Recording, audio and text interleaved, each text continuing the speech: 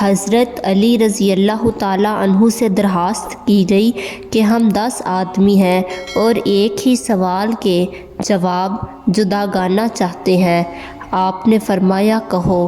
اس نے یہ سوال پیش کیا، علم بہتر ہے یا مال؟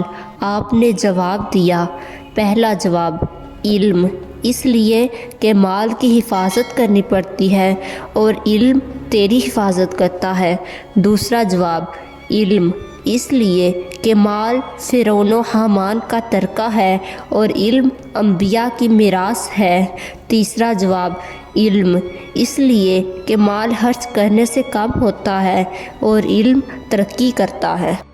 چوتھا جواب علم، اس لیے کہ مال دیر تک رکھنے سے فرسودہ ہو جاتا ہے مگر علم کو کچھ نقصان نہیں پہنچتا۔ پانچواں جواب علم، اس لیے کہ مال کو ہر وقت چوری کا خطرہ ہے، علم کو نہیں۔ چھٹا جواب علم، اس لیے کہ صاحب مال کبھی بخیل بھی کہلاتا ہے مگر صاحب علم کریم بھی کہلاتا ہے۔ ساتواں جواب علم، اس لیے کہ اس سے دل کو روشنی ملتی ہے اور مال سے دل تیرہ و تار ہو جاتا ہے۔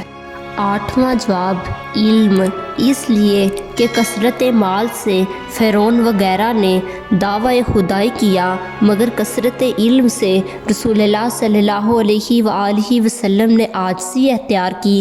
نواں جواب علم، اس لیے کہ مال سے بے شمار دشمن پیدا ہوتے ہیں مگر علم سے ہر دل عزیزی حاصل ہوتی ہے۔